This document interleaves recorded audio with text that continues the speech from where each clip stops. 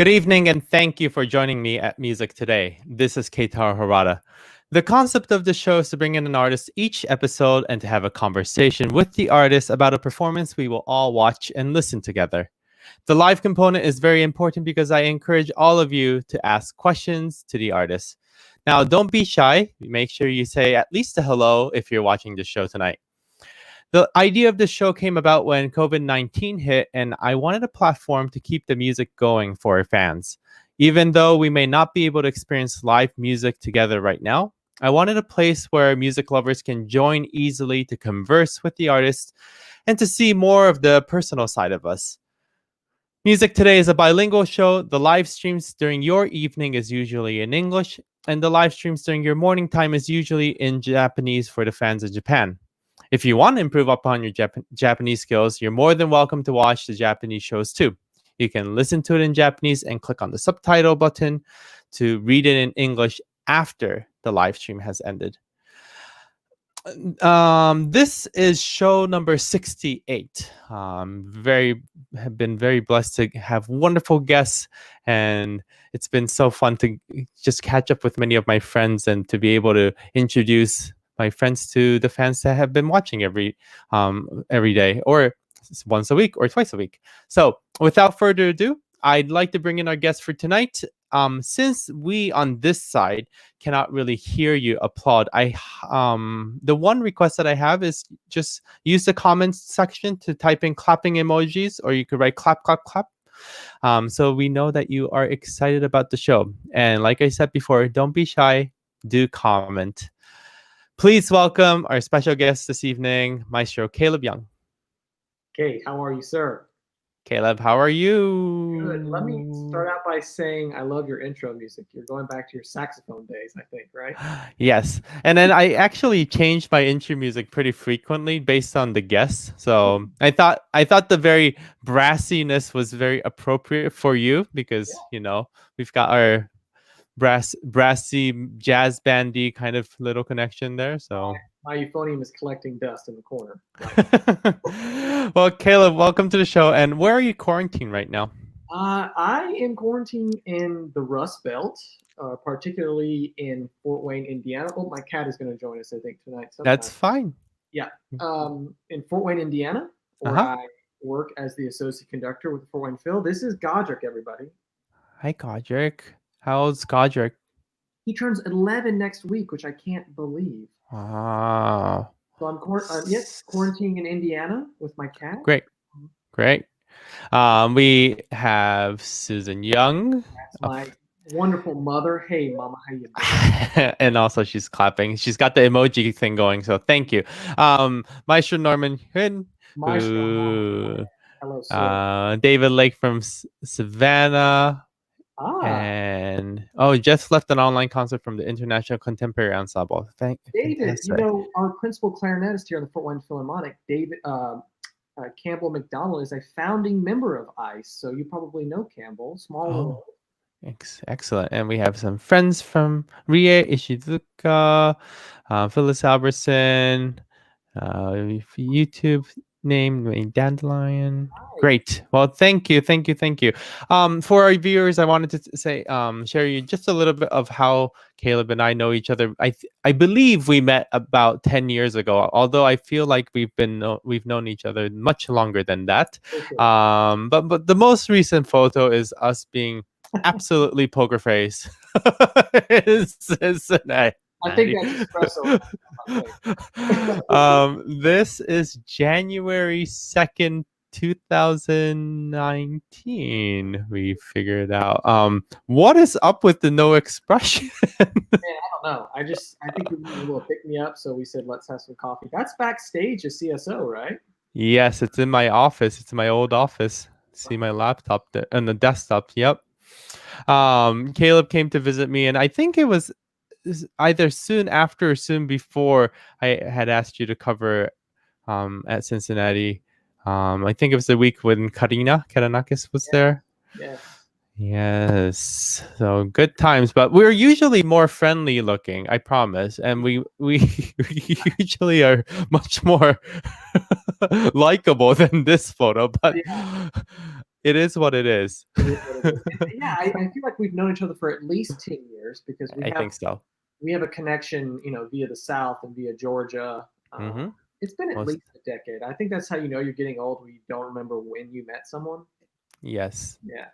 Yes, I really cannot remember. This is when I really wish that I wrote diaries. Hmm. But then it needs to have a finding capability, like a control find and write Caleb and it hashtag wasn't a thing back then. We were calling it sharp We're back then. also aging ourselves. Our pound. Anyways, let's go to the music. Okay. We are talking about Mahler Symphony Number 9 today. Tell us a little bit about this music and especially about this performance that we're about to watch together. Right. So this is an orchestra that I founded my last year as a conducting student at IU. This is Which is Indiana University. There are many I's. Jacob School of Music. And, what's so nice about IU, and I'd like to talk about the culture of IU because first off, it's a huge school, right? Yes. My last year there, we had 396 violins. Violins. Okay. Mm-hmm. So, 6 full-time orchestras. We do 8 main stage ballets, 8 operas. It's huge, right? It's a machine. Mm-hmm. What's really nice about IU is that there's a culture of orchestral playing. Mm-hmm. So not only is there a school concert every week, but we do an ad hoc concert every Sunday that the conducting students get to conduct. So there's just a plethora of performances that happen, and people want to play orchestral music. Mm-hmm. I talk to people who go to other schools and who have graduated from other conservatories and other universities, and that culture's not there. In order to put together an ad hoc performance, it's like pulling teeth. But I had colleagues that were able to put Beethoven 9s together, Mahler 2s. I did a Mahler 9. Mm-hmm. And so anyway, I ended up just kind of cherry picking the best players in the school, which was nice. I happened to be fortunately friends with them. Mm-hmm. If you're familiar with Mahler 9, you know why you need really talented players because it's exceptionally difficult music. Yes. Not only is it difficult for seasoned veterans who've played the piece, many times, whether you're in a major orchestra or elsewhere, but as students who haven't played a lot of Mahler in the first place, B, they probably don't know Mahler 9 from an oral standpoint or from a playing standpoint. So I got the best cats in the school, and we had actually done Mahler 4 the semester before we did the 9th Symphony. Mm-hmm. And we should talk about the arrangement. So this is Please. the chamber versions of these pieces. Mm-hmm. And they recently got a lot of publicity because the Berlin Phil, during these COVID times, was looking for ways to do these performances. Mm-hmm. They actually did the chamber version of the 4th Symphony arranged by Edvard Stein, which is who was a pupil of Schoenberg. So I did that same Mahler 4. That was probably in 2010. And we did this 9th Symphony the next year, and we actually made the world premiere CD of it. That's on iTunes and Spotify and all those places. Wonderful. Yeah, and it was just a unique experience for me to not only wrangle the cats together, but I hired an audio producer, Conrad Strauss, who used to work for Chicago Symphony. He now teaches at IU. He's like, I'd love to record this CD for you. So he did all the editing and post, and it was just such a fulfilling experience to go through that process, but to conduct this music, I mean, it's amazing music. Yes, and it's one of the later works of his. This composition was he composed it in 1908, 1909, and then he passed not too long after. I think it was 1911 or so. So it's definitely the most mature of his work, and lots of recordings of this symphony, like hundreds of recordings, which is. And Bernstein said that not only was Mahler writing his own death into he also thought that Mahler was writing the death of tonality in a way, because if you listen to the first movement of the 10th Symphony, which is the only movement of the 10th Symphony, I mean, it's another soundscape altogether. But I kind of don't buy into. A lot of people say that Mahler was very depressed when he wrote this piece, and he knew about his heart condition at this point, for sure. And he knew that he had limited time on the earth. But if you read his letters during that same year, 1909, he was very optimistic. He had an amazing year at the New York Philharmonic that year. He had an amazing year as music director of the Metropolitan Opera. This is when he was living in New York City. And he was writing about how optimistic he was about the next season because he was taking the Philharmonic on a worldwide tour. So I don't really buy into the fact that he was looking to, just pass away and this was his homage to his life. The last 2 pages of the piece last 6.5 minutes. So there's definitely a sense of going away, going to someplace. Birth. And I think there's a little bit of that in all of Mahler. It's very nature. It's very connected to the earth. And but I think that Mahler was very happy with where he was headed in his life during the early century. It's like the same thing with Tchaikovsky and the Sixth Symphony, right? Yep. Many different theories about that too. Let's take a listen.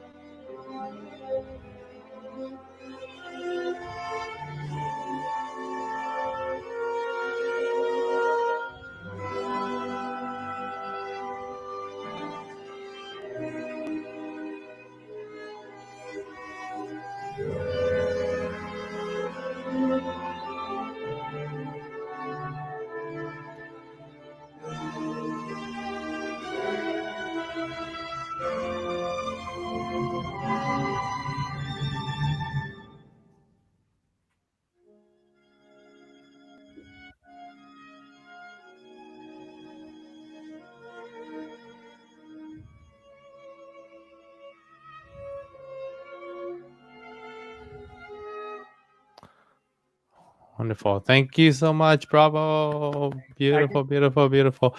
If you closed your eyes and listened without seeing the ensemble at all, you would never know it was just 16 people. Yeah. I think.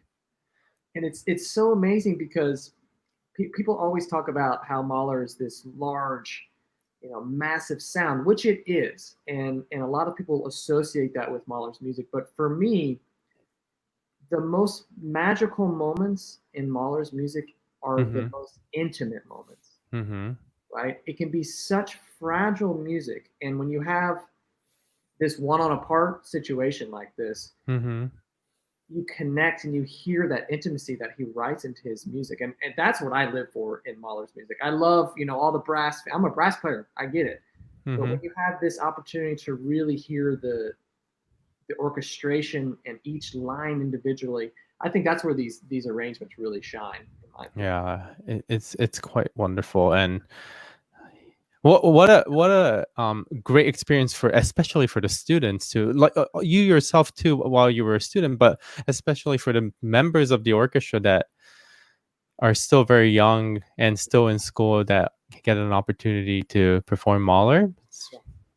I don't know if you noticed, but who was playing cello? That's our colleague Nick Hirsch, who's now the associate conductor of the Baltimore Symphony. And that orchestra was just full of studs and studettes. I mean, we have people. My violist plays in the Israel Philharmonic now. The percussionist is the principal timpanist of the Minnesota Orchestra. We have Utah Symphony, Dallas Symphony. I mean, the list goes on. So I just feel so fortunate to have worked with such talented players at an early age. Yeah, that makes such wonderful. A difference, Yeah, totally. David is asking, as a conductor, how do you prepare to conduct any work by Mahler? Well, this is interesting because as a young conductor, you don't really think about studying Mahler, but in my experience, I've either studied or conducted every Mahler symphony except for 7 and 8. I've either Mm-hmm. covered them or conducted them. Mm-hmm. So, 1 through 9, even the first movement of 10, I've covered. I like to take it, Arthur Fagan, when I was at IU, he would always say, Caleb, don't miss the forest from the trees. Okay. And you have such a long piece. I mean, the Ninth Symphony is an hour and 40 minutes. Mm-hmm. So I like to, first, Dave, I'd like to look at the form. Okay, so is this a sonata form? Like if you take the third movement for the Third Symphony, for example, the first movement is 35 minutes, but it's a sonata form. The recap may come at 29 and a half minutes. But for me, as long as I can recognize the larger form of each movement, I can tackle any length. That's really how I go, from kind of the forest down to the trees, if that makes sense. You have to be able to see the big picture for sure. And I think a lot of times with the longer symphony, pacing is the big deciding factor. If the conductor is able to take us on a journey, not just the musicians, but the audience too, take us on a journey from the beginning to the end with some kind of direction, not just moving forward, but also a reflection to what has happened. And there has to be a dialogue, Yeah, we talk so much about Bernstein, and he always says your first upbeat has to have the whole piece within it. Yeah, I think I cannot agree more. Caleb, tell us a little bit about your upbringing and how you were introduced to music, and what was your turning point in choosing music as a career? Well, I was fortunate that I grew up in a household where both of my parents saw the importance of music. They weren't professional musicians themselves. They worked in the medical profession, but they both played instruments, and they both were encouraged to study music at an early age. And we all know the benefits. That is me, the ripe age of 3 or 4. That's my mom. That's at my first piano recital. So they kind of stuck me on the piano bench before my leg could even touch the ground. And you were already wearing tails or tux back from an early age. I know. And honestly, Kay, I don't wear tails anymore. So you already grew out of the tails. You've been wearing it since age 3. So it's like old news at this point. So you started off as a piano. I actually did not know that. Yeah. Cool. So I Very played cool. piano for about 18 years, actually. Gotcha. And it just got to be a point where, once I started playing in band, I trumpet, and then I somehow made my way to the euphonium via, this film Brassed Off? Yes. Yes. So I watched Brassed Off, and they kept talking about the euphonium, and I went to my dad and I said, Dad, do you think I could play the euphonium? And he said, well, let's ask your band director. So I ended up asking my middle school band director, and of course they needed a euphonium, right? Of course. So that kind of started that, and I was very fortunate to study with some great teachers early on the euphonium, and ended up studying with basically the god of euphonium at the University of Alabama. His name is Demondre Thurman, and he teaches at IU now. He's moved on. So yeah, Brassed Off, one of my favorite film based on a true story.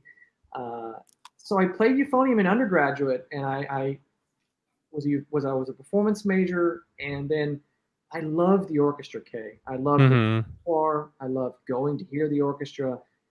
But as a saxophonist, you can understand the euphonium's not in the orchestra. Okay? So I said, what can I do? And I loved watching. I remember I would go to our recital hall. I'd sneak into our recital hall, actually. And at night when the music building was closed, and I would watch Digital Concert Hall. When it first came out, I watched the first year it came out. Again, aging myself. And I thought maybe I could try to do conducting. And speaking of Norman, he's on here. We actually put together our own little orchestra at Alabama, paid people and pizza. And I remember this of you guys. Yeah. And because both of you were, when I first met the two of you, you guys were still in undergrad.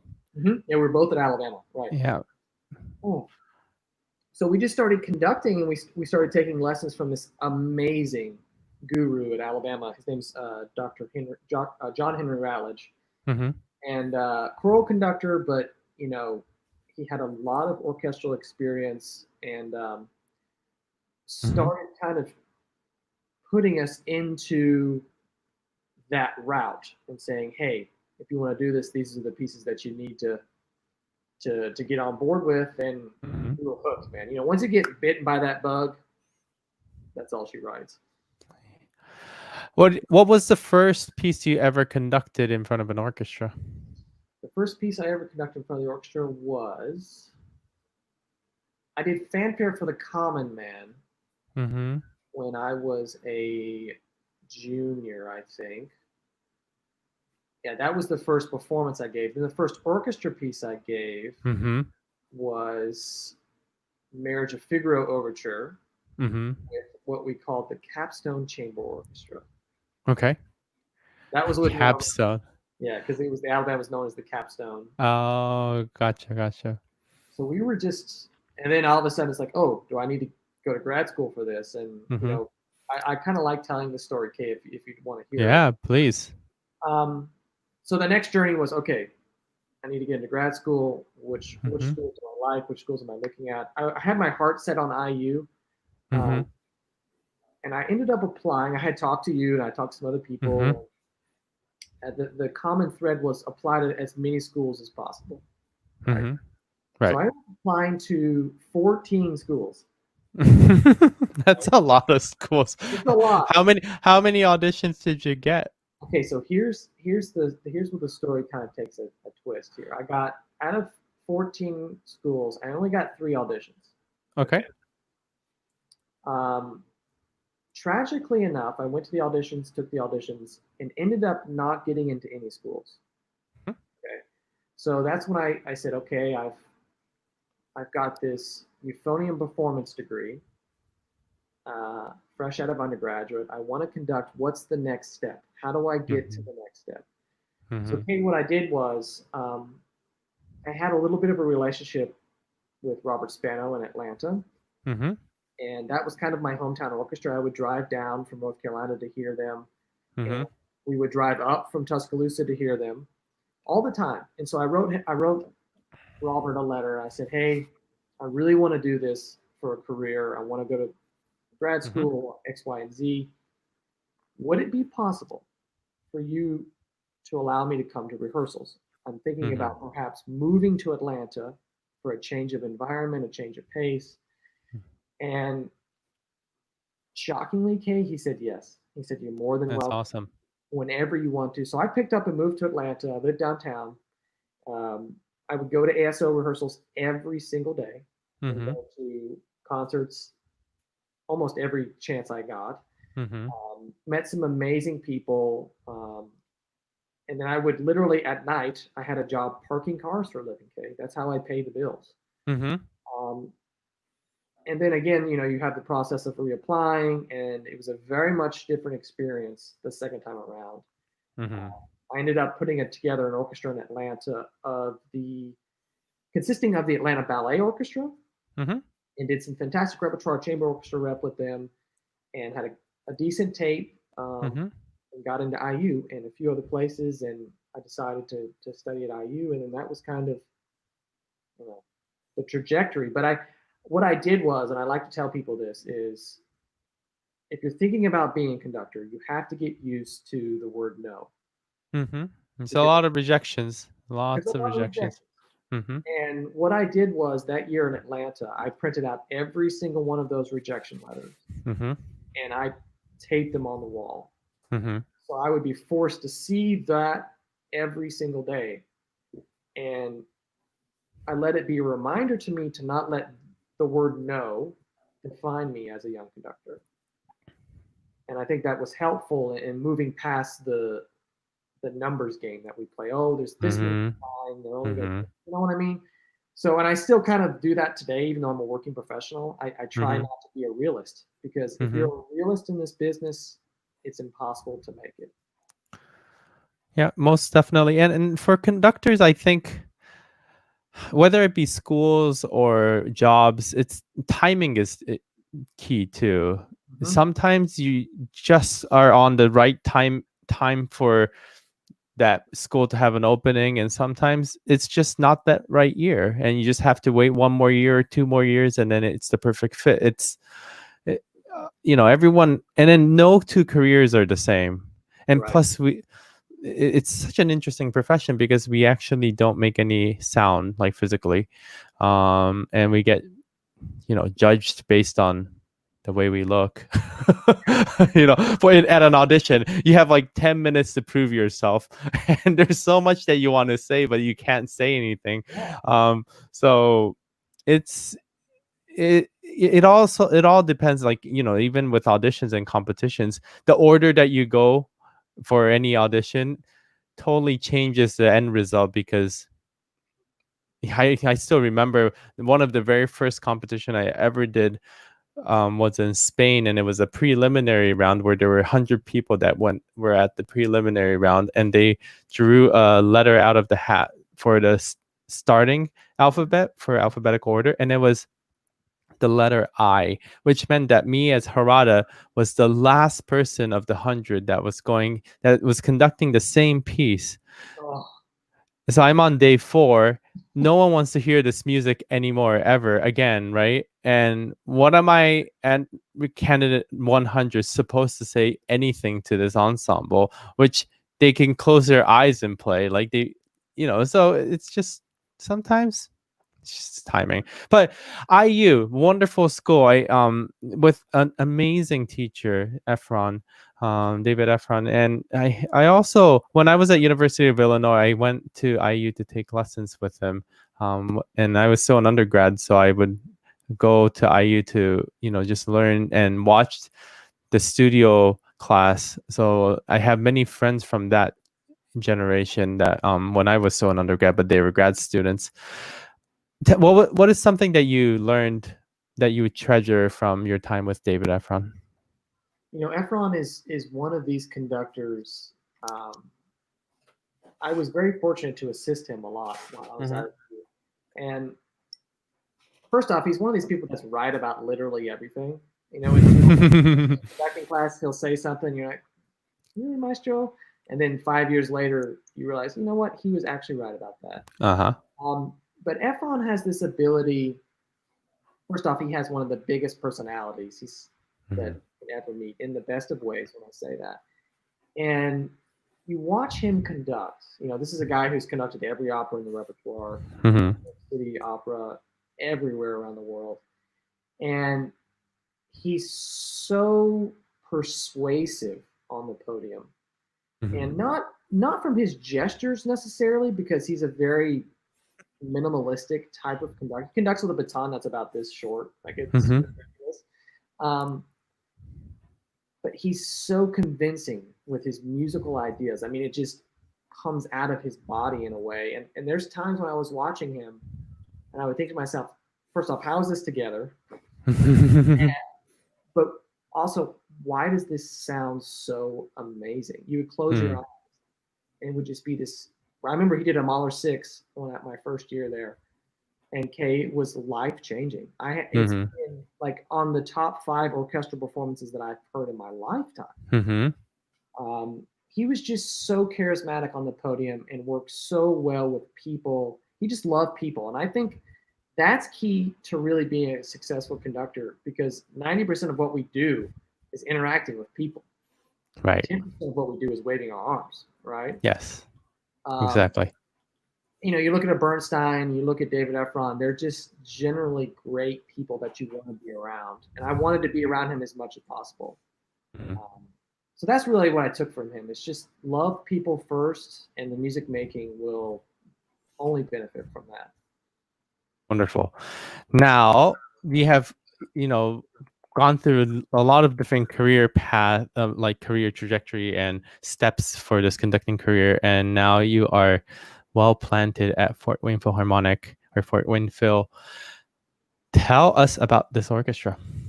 So Fort Wayne is the second largest city in Indiana. People are always a little shocked by that fact. You have Indianapolis, then Fort Wayne. We are a 32-week orchestra. In those 32 weeks, Andrew Constantine's here, our music director. He conducts our 10 masterworks. and a few other concerts, probably 2 or 3 more concerts throughout the season. And I'm kind of doing the rest. So Mm-hmm.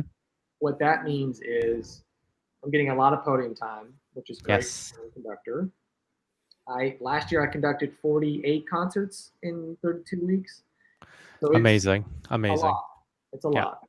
And I'm very fortunate because I kind of do everything. I do the family, I do the pops, ballet, specials, films, um, kind of everything. And what's so great about that is, especially this orchestra, it's such a great group of folks that naturally, as young conductors, we're going to make mistakes. I think Mm-hmm. if someone says they don't make mistakes, they're lying to you. Yeah, of course. There's Um, just no way. yeah, so this is with Fort Wayne Ballet. I conduct 2 main stage productions, usually a Nutcracker in November and then something in the fall or in the spring rather.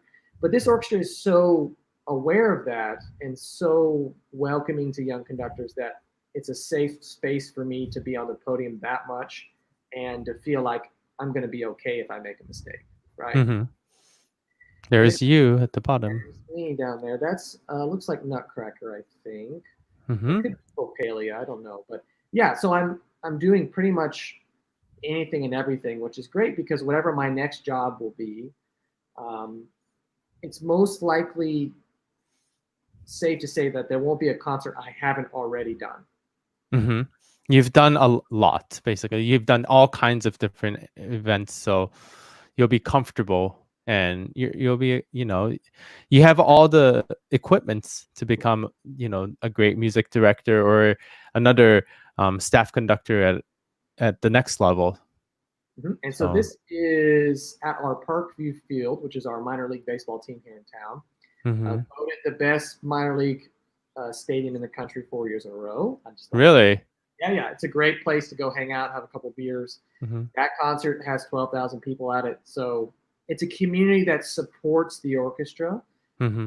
We're about a $6 million orchestra, and the community really rallies around us. We've seen amazing support during this pandemic. Mm-hmm. The board of directors is amazing, has been amazingly supportive of the organization and musicians. So Mm-hmm. it's a great job, and I feel very fortunate to be a part of this organization. Great. And then we have some of the fun concerts that staff conductors often get to do is the movie concert. And I still remember that you were very nervous before your very first one. Yes, um T. and then we went through the score together. I recall giving you, I was like, Caleb, just calm down, it's gonna be fine. but it's hard to calm down when someone's clicking in your ears all the time. There's You just know, no... but Kay, you've been so helpful in so many different ways throughout my early years, and I'm so appreciative of that. And I love that we have this network of colleagues that, I can call up Kay, I can call up Norman, I can call up Mhm. Nick and say, hey, I'm doing ET, I'm doing Fantasia. What do I need to look out for? Mhm. And I think it's such a neat business to be in where we can rely on each other for that kind of advice. Mhm. Tell us a little bit about this particular photo, which looks beautiful here. So there is this project that tours around the world entitled Violins of Hope. And Violins of Hope has been in residency with the Berlin Philharmonic, the Pittsburgh Symphony, Nashville Symphony here in Fort Wayne, all around the world. And the premise of the project is that uh, they have found instruments that were either played in concentration camps Mm-hmm. or they were played by uh, Jews who unfortunately lost their life Mm-hmm. in the war. And these instruments have been refurbished, and they essentially tour with um, folks who talk about the history of the instruments, who played them, where they were found. And I conducted this concert as part of the Violins of Hope residency here in Fort Wayne, which was a month long, Mm-hmm. and it was the largest citywide collaboration in the history of Fort Wayne. Hmm. So we had the ballet involved, we had the museum involved, we had the botanical gardens involved, if you can believe it, every college within a radius of 50 miles. So this is a concert that was all composers that were banned by the Nazi regime in Mm-hmm. Germany. So just imagine this. I'm conducting pieces by Mendelssohn. Uh, I conducted Barber Adagio on instruments that were played in Auschwitz. Mm-hmm. And we have a large Jewish population in the orchestra, and it was just such a moving and fulfilling um, performance, not only for the orchestra but for the community. I mean, we had Of such. course. Andrew did a performance, a masterworks performance with the same kind of motifs involved, and it was just one of the most fulfilling nights of my career. I mean, I get goosebumps even talking about it. Fantastic. Which was a good transition into Rie Ishizuka is asking what is the most memorable piece in your career. I'm assuming that the Violins of Hope concert is pretty high up there. It's pretty high up there. I have Uh-huh. two kind of hallmark moments in my time here for Wayne. Violins of Hope is probably number one. Number two was the call to the bullpen that us staff conductors kind of dread but kind of look forward to. So Oh, you stepped in for a concert. yes. So What was the program? So Andrew had an unfortunate incident with his back, which Mm. happens. It's happened to me before. We can talk about that. That's a funny story in hindsight. But Andrew needed me to take over a concert the day before the performance. So he had done 2 rehearsals. Oh no, 3 rehearsals, and I got the dress rehearsal, Mm-hmm. and then the performance that night. So the rep was we did about 6 Dvorak symphonic dances, Okay. which I didn't have a chance to rehearse at all because he had done those. They were done. I did the Dvorak Violin Concerto with Paul Huang. Mm-hmm. Tricky little piece to conduct. Yes. Luckily, I got to do that with him in the rehearsal. Mm-hmm. And then this piece, which is one of the largest pieces in the repertoire, this is Janacek's Sinfonetta. Mm-hmm. It's larger than, frankly, most Mahler symphonies. It has 12 trumpets. Mm-hmm. I got to run this piece one time in the dress rehearsal. Mm. So I did the first half of the concert on no rehearsal, which the symphonic dances have some serious corners in them. Yes. But Kay, it went great. The orchestra, Of course it did. I've never seen them so focused before. They were Mm-hmm. again right there with me in the trenches, Mm-hmm. and it was just one of those nights I'll never forget. That's fantastic. And it's true, as a staff conductor, you just never know when things like this will happen, and you always have to kind of be on a standby. And when it does happen, you have to feel bad for the maestro who may have gotten sick, but also it's just a wonderful opportunity for you. So amazing. That certainly has become, I'm sure, it's one of the concerts that you'll never forget. David was mentioning about how the Mahler 9 being so fabulous, and I just wanted to make sure that I share that where on Apple Music you're able to get to the performance, purchase it or listen to it online. So please take a look at, just Google or search Caleb Young, Kammer Mahler, Gustav Mahler number 9, and you should be able to get to that music. Now, Caleb, there's been a couple things that you've been doing at Fort Wayne that I've just absolutely love. And so would you share us a little bit about radio? Yes, and before we do that, Kay, we have to say hello to Stephanie Carlson in the chat. She is one of my favorite people in the world. Do you remember Stephanie? She lives in Fort Wayne with me now. Hello, Stephanie. Hi, Stephanie. Can I tell a quick story about Stephanie, Kay? Go ahead. Okay, so we do our Holiday Pops concert in July. In December. And, I hope it was not in July. even though I'm listening to Christmas music in July. Okay. I program in July for December. So what happened was we had Doug LeBrecq in town, Broadway legend. He sang, we do 2 weeks of these shows. He sang the first weekend, went great. Second weekend rolls around. Now, this is somebody who sang on Broadway his whole life. Okay. He had never missed a performance because of illness, right? In his Stephanie, I'm going to tell the story. In his decades of singing in Broadway. So he calls me about 10 p.m. on a Thursday night for the Friday show and says, Caleb, I'm in the hotel room. I'm feeling terrible. I'll call you in the morning. Mm-hmm. So he calls me the next morning and says, I can't sing. I've got the flu. I'm in the bed. Mm-hmm. So we scrambled, and luckily Stephanie is our soloist for the run out concerts that we do. So we Mm-hmm. do about 8 concerts throughout Northeast Indiana. So she's great on the road, sings wonderfully. We did some fantastic Barbara Streisand charts. So I called her that night and I said, Stephanie, Doug's not feeling well. Can you come tomorrow and sing in the big house, the Embassy Mm-hmm. Theater, 2,700 seats? Can you come with no rehearsal? Mm-hmm. Mind you. So she said, if you need me, I'll be there. So Mm-hmm. anyway, I called her the next day. She shows up. And Kay, I'll never forget this moment. She comes out, does her first set, killed it, crushed it. And she does an Oh Holy Night. Mm-hmm. At the end of the Oh Holy Night, Kay, it's got like a high B flat or something. And, Yeah. magic moment, we cut off. The whole audience Mm-hmm. leaps to their feet. Amazing. And Amazing. it's just a moment that I know was special for Stephanie, but she literally saved our butts. Yeah. Our Because biggest because Caleb, you weren't gonna sing all those you tunes. don't That want me to sing.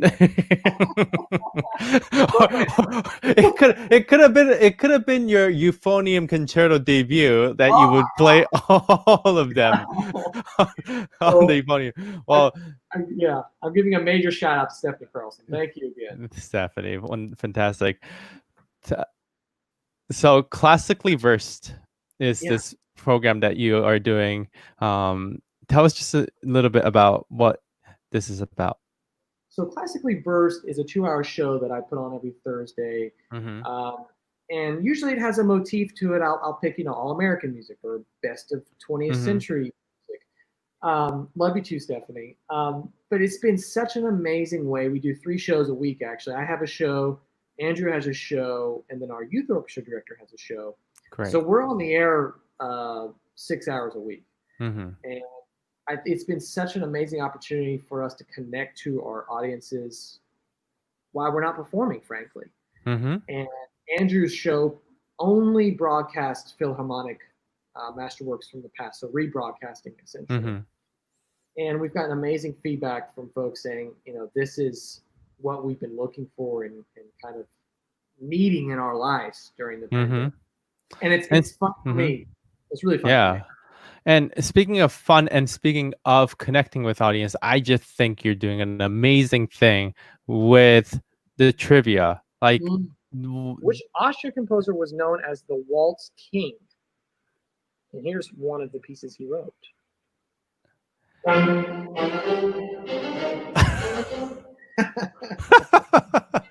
I guess you never get to see yourself on replay, do you? No, never. And this is what you look like. But what I have to share to the listeners is the fact that was it Mozart? Mahler, there is birthday is today. There is interactiveness in the right side of the screen. This is live trivia, and people get to answer the question by typing the number, and then at the end you give tickets and stuff. You give merchandise, and like what a great idea. It's just genius. Well, we have a lot of people in the orchestra who do Tuesday night trivia at the bars here in town. Can't go to the bars, obviously. Mm-hmm. So I was thinking to myself, is there a way for us to replicate this online? I did some digging and found a couple stuff. Man, it's just a hoot. It's a good excuse to have a couple drinks on the internet. And you do drink while you do this, so this is, awesome. Yeah. Yeah. So with all of my guests, I touch upon the current affair. Two current affair. One is Black Lives Matter, and the other one is COVID-19. So my first question to you is: tell us how Black Lives Matter means to you, and how it influences your musical activities. Well, Kay, I have recently moved to the heart of our city, in downtown, and it's really sobering for me to see Fort Wayne on national news due to protesting and tear gassing and all of that stuff. And it's given me an opportunity and frankly a reality check to how we are not immune to these issues in our art form.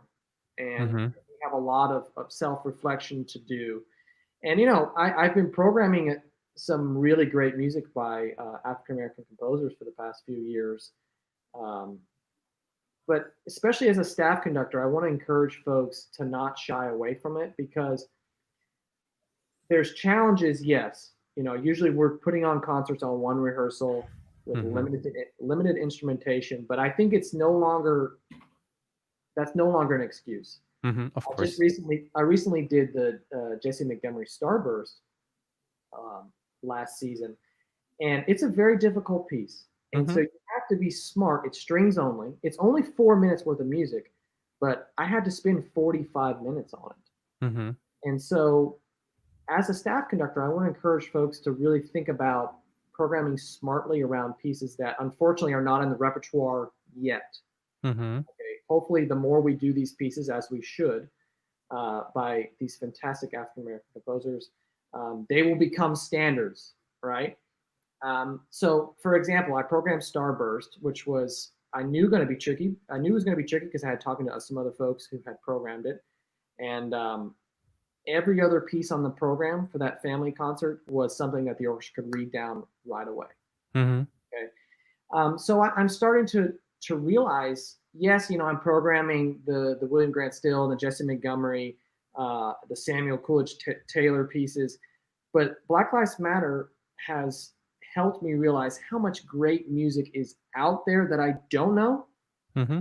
And it's important for me to do even more research. Like, I found Joanne Folletta's album of Adolphus Hailstork the other day. Mm-hmm. And Mm-hmm. I said to myself, why do I not know this music? It's Right. brilliant. Yeah. And she's recorded 2 CDs of his music. Mm-hmm. So, Kay, I'm starting to do an even deeper dive into this fantastic music that unfortunately has been overlooked by our business. Well, and then it's, there's a lot to blame, but we have the tendency to play music by dead white men, and Yes. and our history book that we were educated with portrays mainly that Yeah. stereotype, right? And so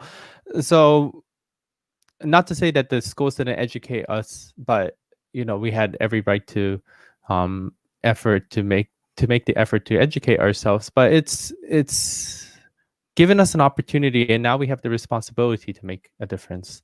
And Absolutely. so I think it's absolutely wonderful, and then just the courage to act upon newfound responsibilities is the most important thing, and making sure it's not a one-way conversation. And I will say that I've been very encouraged by so many arts organizations taking that responsibility seriously, Mm-hmm. Most saying definitely. it's our responsibility to represent the communities that we play music for, Mm-hmm. not just necessarily the people who write the checks. Mm-hmm. So I'm moving forward with a deeper sense of responsibility with those ideas in mind. Wonderful. The other current affair that I always talk about is COVID-19. So performing music has become such a routine activity for us for so many years. I think we've taken for granted that there were always audience. We never had to think about that. But then all of a sudden, because of this world crisis, performing for an audience has become extremely difficult. How has your attitude towards music and performing for an audience changed over the last few months? Well, it's a little bit ironic, Kay, because here in Fort Wayne, if we'd have a Pops concert that would sell maybe not so well, and we were Mm-hmm. disappointed with 1,600 people in the audience, like that was Mm-hmm. a disappointment. Yeah. So now we're thinking, oh, we're begging to have please anyone be in the audience. Right. So it's amazing how we've changed our mindsets. And I will say that something I'm still kind of learning as a young conductor, and I still consider myself a young conductor because of We all are. we all are. Yeah. I haven't really gotten into maybe a routine necessarily. Mm-hmm. Every concert has its own kind of demons for me still. Mm-hmm. But what I have realized via COVID-19 is, especially this past week, being 4th of July in the United States, Yes. and we take the orchestra on the road, and we do 8 or 9 shows in very small communities in Northeast Indiana that don't have an orchestra, Okay. Mm-hmm. So the only time they hear an orchestral experience is in December with Stephanie Carlson singing, Mm-hmm. or in July playing patriotic music. And so it's been a reality, a really stark reality for me to think that those people who are begging to hear the orchestra are not going to hear them. Mm-hmm. So I've been really thinking about our audiences who can't just come to the Embassy Theater or our hall every week to hear the Philharmonic. Mm-hmm. So I'm really hopeful to not only get the orchestra on the stage here in Fort Wayne, but to get the orchestra back out in the community, Mm-hmm. Yeah. because those are the people who I really connect with and I really want to share our art with. Most definitely. And it's heartbreaking to see the numbers of COVID-19 just going up and up and skyrocketing, and especially in the US. I live in Georgia and Florida, which is not the not the best. Yeah, Not, Florida's not not really on the right side right now. No.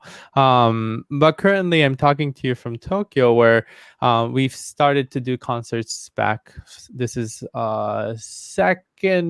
third week of being able to do concerts at 50% capacity in the audience. How I does it feel, Kate? What's it feel uh, like? so I did 2 weeks ago. I did a concert. Last week I did a concert, but for no audience. It was live stream, and I haven't conducted in front of an audience yet. I conduct one in about 4 days on the 11th. I not 11th, 14th. I conduct for an audience for the first time since the pandemic. So I'm very much looking forward to it. Slightly nervous. I never get nervous, but this one I'm actually kind of nervous because I don't know how emotionally and how mentally I will feel to be back with a room full of audience when I've been doing concerts without audience for quite some time now. So, but very, very much looking forward to. And in Japan, we wear masks. This country is super germophobic, so they've been wearing masks since the early 1900s. I think the first mask was the 1940s, and people, even if with a little cough, people just wear a mask. That's like sort of it's so ingrained in our culture here. So I think it was very easy transition. Like, and no one bothers with anyone usually. There's there are no hugs and kisses in I Japan. wish That's we for could. sure. I wish we could learn something from you all, because it's just. But wearing masks definitely is the key to all of this, and sanitizing. So I hope that it will be the norm soon in the US. That's the only thing I could really hope for. But it's great to be back on doing concerts, especially for the musicians who haven't been able to make music together with their musical family. Yes. So I was worried about. I was speaking of David Efron. I was talking to him about, because he took about a year off conducting in his mid part of his mhm, career, and I asked him. I said, "Do I need to be worried about?" And I'm sure you can speak to this because you just mhm. went through this. Do I need to worry about conducting? Am I going to not know how to do this when I get up there after 4 or 5, 6 months of not doing it? He's like, Caleb, it's like riding a bike. So is Yeah. that true? Okay. Yeah, it's true. Yeah. Although I did forget to bring my baton on the first one that Oh, I did after the pandemic. I totally forgot to pack it. you're out of your routine, man. I thought, okay, well, I guess it's a no stick kind of show. Yeah. For our viewers, I want to make sure that I share where people can reach Caleb. And the first is the website, beautiful website, by the way, and just fun way to navigate your page. You can access it at calebwyoung.com. What's the W? What is Low. Thanks, mom. Oh, very cool. And also Caleb is very active on social media. Well, actually, if I should rephrase that. Caleb's cat is very active on Caleb's social media. Is that a fair assessment? It is, Kate. There is more cat than Caleb in most of his posts. And I have done multiple interviews with reporters where the first thing they say is, "Tell us about your cat." So, and I'm fine with that. I think Gottschalk will be more famous than I ever will be, and hey, I'm fine with Yes. So there are more cat photos than Caleb photos, which is okay. It's big part of your routine. And then of course, you can find Caleb on his Facebook, and we are double timing here. We're hearing ourselves and looking at ourselves. So that's that. Anyways, thanks, Caleb, for joining me at Music Today, and that was wonderful to hear. When what's amazing is when we start from this conducting career, or when we're students, there's so many of us, like so many. Everyone wants to become a conductor, and I think that's great, and everyone applies to these workshops. And then at the beginning, when you recall 10 years ago, there was just so many people around us, but it's a lot of it is a game of patience. Like you said, what was beautiful of what you said was how it's a lot of rejections, and I used to collect all my rejection letters too, and just getting used to it, and not being discouraged from all the rejections, because there are going to be people who will like what you do. And then that's the beauty of art, because you can't force people to like everything that you do, or else it becomes fake. Art becomes real, and the music making becomes real, because there are people who like and don't like what you do. And yeah, go ahead.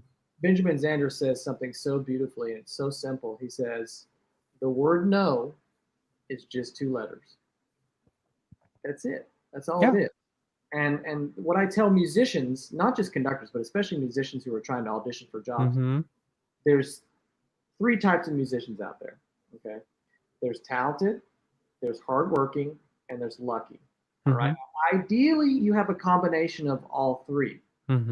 But out of the 3, there's unfortunately only one thing that you can control, and that's how hardworking you are. Yep. Yeah? Most definitely. And I think that's what it is. Get your head down, do the work, and be patient, like you said. And don't compare yourself with other people. It's the worst thing to do. Everyone peaks at different times. Everyone's career is different. So, absolutely. Yeah. Well, awesome. Thank you so much for joining me. And then for our audience, thanks for watching. And then please share this story to your friends, or friends who wants to become conductors, young aspiring conductors, and anyone who would enjoy listening to Caleb's story. So thank you. And Caleb, thanks, and stay safe. Wear a mask. You too. Bye. Thank you. Have a good night, everyone. Bye-bye. Thank you for watching. Please remember to subscribe, like, and share this video. ありがとうございました。チャンネル登録、いいね、そしてこのビデオをぜひシェアしてください。